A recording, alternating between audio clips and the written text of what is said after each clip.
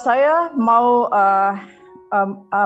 ini saran atau sedikit curhat. Tahun lalu saya balik pergi Indonesia. Saya sangat sedih sekali di mana daerah-daerah yang seharusnya basis orang Kristen, di situ perkembangan Islam sangat pesat sekali, seperti di kota Manado ya. Sekitar 34 tahun yang lalu saya pernah tinggal di Manado. Waktu itu serasa sangat damai gitu.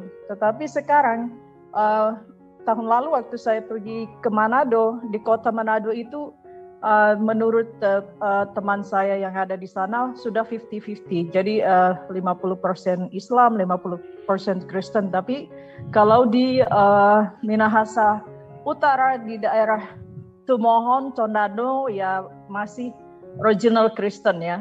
Jadi kalau bisa hamba-hamba Tuhan atau anak-anak Tuhan yang ada di daerah Manado, Sulawesi Utara umumnya, supaya mempertahankan daerah-daerah itu, jangan dikasih kesempatan lagi perkembangan oleh kerajaan Islam ya.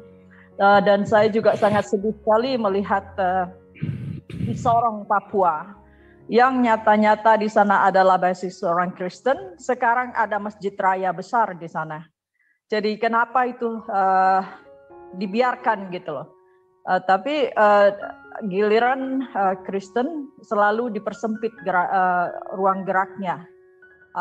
Jadi tidak ada apa yang dikatakan di dalam Undang-Undang Dasar di Indonesia yang mengatakan menjamin kebebasan orang memeluk agama, itu berbohong, itu bohong sekali. Dan buktinya kemarin pagi waktu saya melihat siaran keputusan pengadilan terhadap Bapak Muhammad Kece, itu sangat sedih sekali. Kenapa Muhammad Kece yang hanya membaca ayat Al-Quran, yang memang dia membaca saja divonis 10 tahun. Orang yang teroris divonis 3 tahun.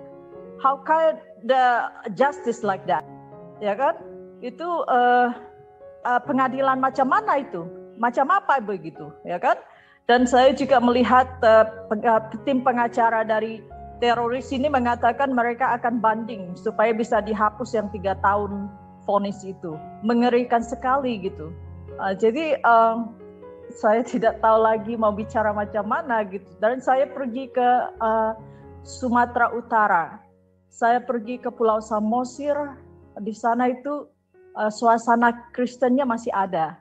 Jadi untuk teman-teman yang orang dari Sumatera Utara, terutama dari Pulau Samosir, pertahankan daerah Kristen di sana. Jangan dikasih perkembangan Islam masuk di sana. Karena di kota Medan sudah cukuplah buat mereka ya. Seperti Tanah Karo semalam itu bagus sekali. Dan sangat damai gitu ya. Dan kalau di daerah Jakarta jangan ditanya lagi. Terus terang saja saya tidak pernah merasa welcome di Indonesia. Begitu saya datang ke Amerika, saya merasa welcome, like that is my home gitu.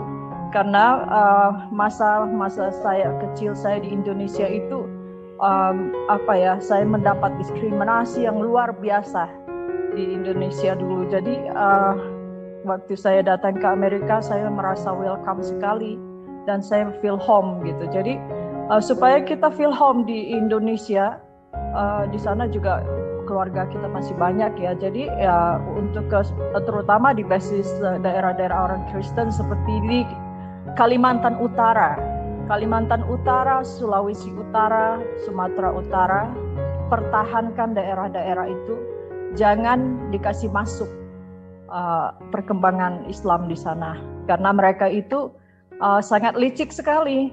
Mereka tahu kehidupan ekonomi orang di pelosok-pelosok itu kan sangat rendah sekali, jadi mereka manfaatkan itu.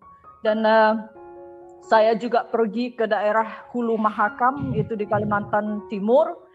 Di pelosok sana juga mereka penduduk di sana dibagi-bagi uang 150.000 satu orang.